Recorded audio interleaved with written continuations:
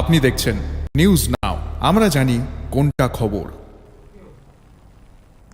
2024-এর বন্যায় গোমতী নদীতে তলিয়ে যায় সোনামুড়া বড় নারায়ণ এলাকার একমাত্র রাস্তা, যা এখনো পর্যন্ত পড়ে রয়েছে বেহাল দশায়।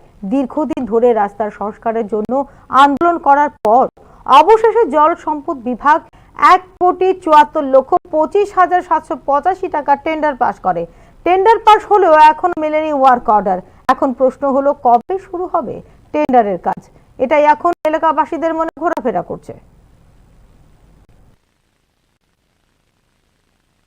কেমনে এখান থেকে আইতে লাগছে গাড়ি সাইডে দক্ষিণ দিকের দিকে পড়ে আছে। ও রাস্তা ভালো ভাঙা দেখে না? রাস্তা ভাঙা দেখে আপনাদের গ্রামের বাসিন্দা তো আপনার এটা সমস্যা হয় না?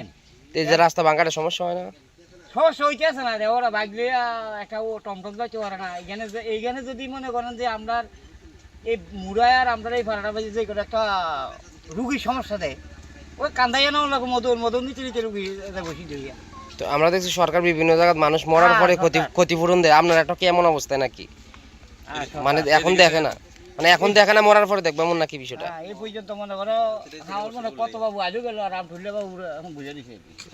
তারপরে এই পর্যন্ত আইতে মনে করো নিচে মনে হয় 10 জন আইছে, মানে আজ গই তো কাল করবো তো ওরা বসে হইব। ট্রাক্টর পাইছে কিন্তু আমাদের কোনো কাজটা কোনো হইতে আছে না। কোন সময় কাজ হইব? যখন মানুষের বাড়ি ঘর ভাঙ্গে যাইব, সামনে মসজিদ, এখানে সামনে আমাদের পুরা বন্যারান বেজিমারার মানুষ কৃষিকাজের উপর নির্ভরশীল।